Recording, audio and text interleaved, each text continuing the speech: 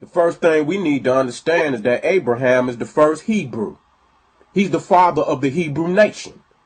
There is no Hebrews before Abraham. And according to this timeline, and the timelines vary, that on this timeline, he lives around the 18th century BCE.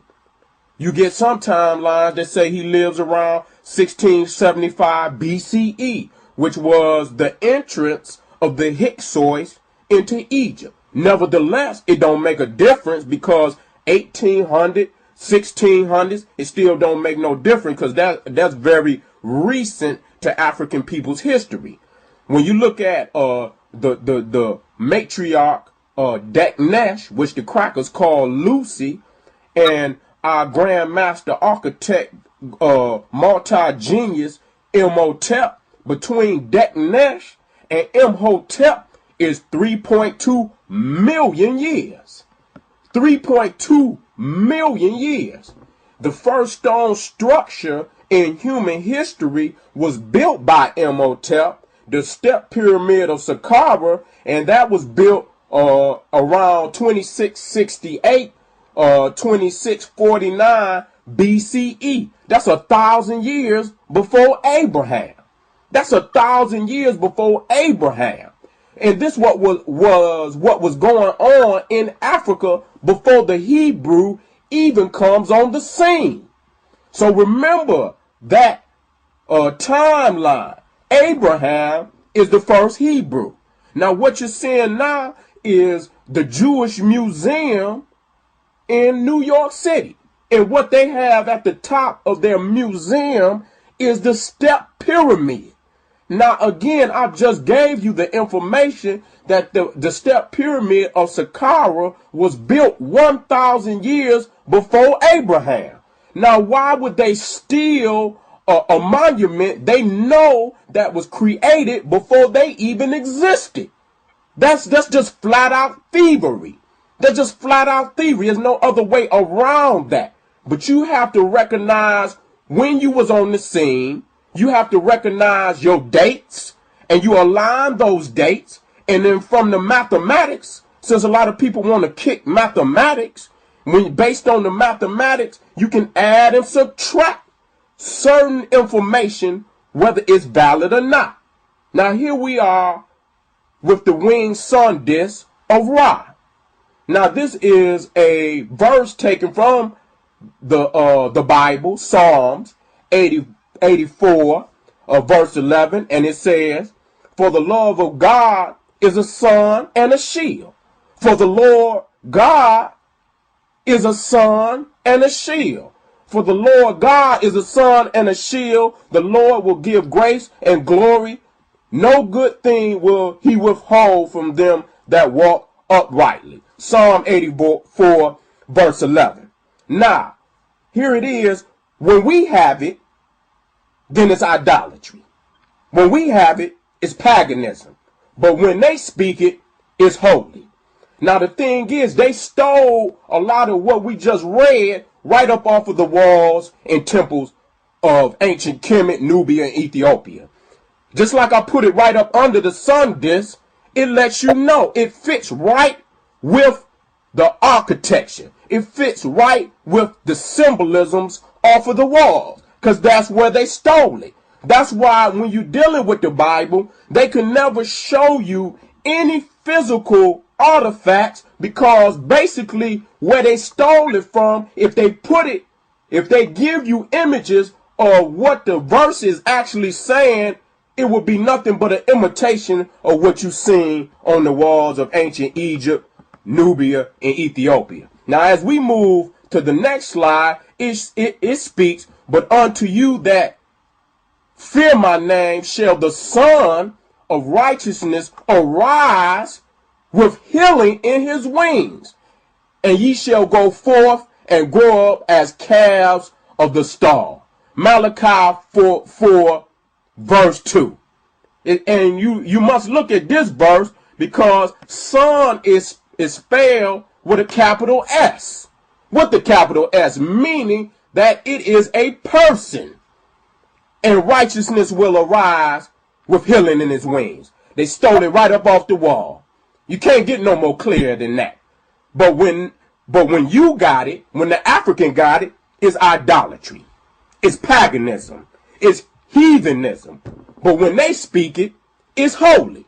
Now let's go on to what they call the Lion of Judah. Another plagiarized concept. Because tens of thousands of years before there was a Lion of Judah, there was a Lion of Kemet. That's just self-evident.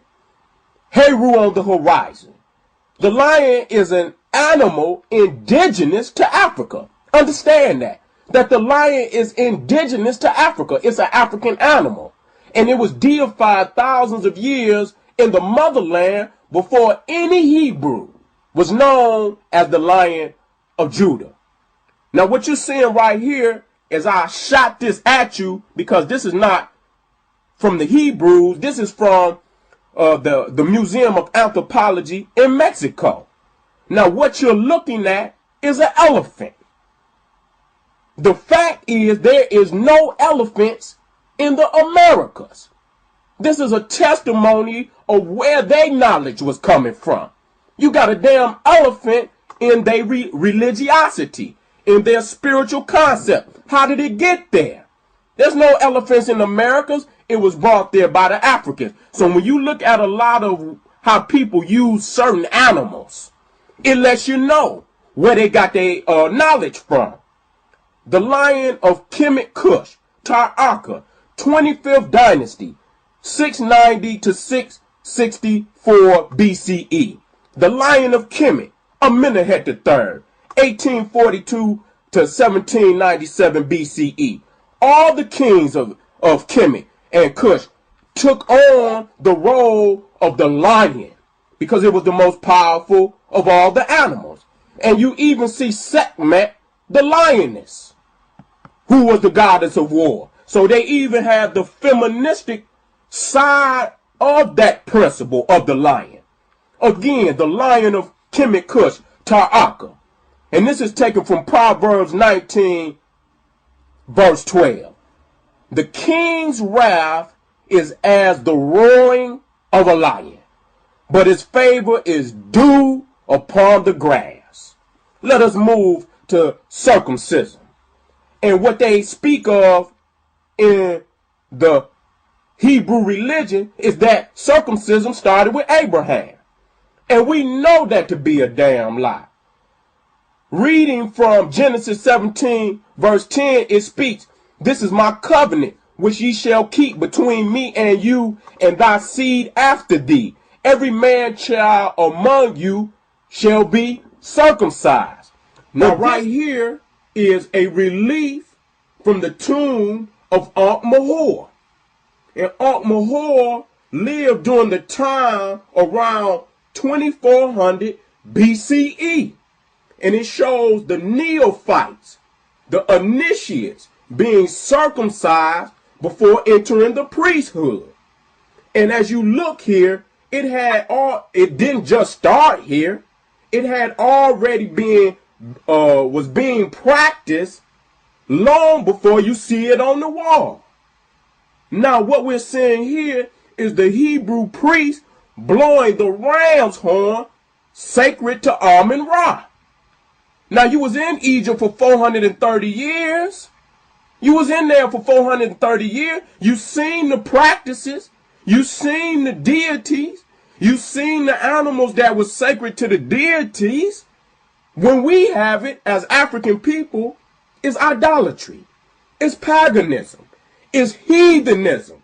But you can take the same symbol and then it becomes holy. This shows our Sultan, Pharaoh Tutmosis III, with the ram horns representing Ra, clearly a part of his religious identification. We see this. You see also Khnum, which was a sacred deity of the Nile Valley, who was represented as a ram. When the African have it, idolatry. When the African has it, paganism, heathenism. But when the Hebrews supposedly God's chosen people, when they take the same symbols up off of the walls, all of a sudden, it becomes holy. Please go straight to what the Hebrews stole out of Egypt, video 2. Thank you.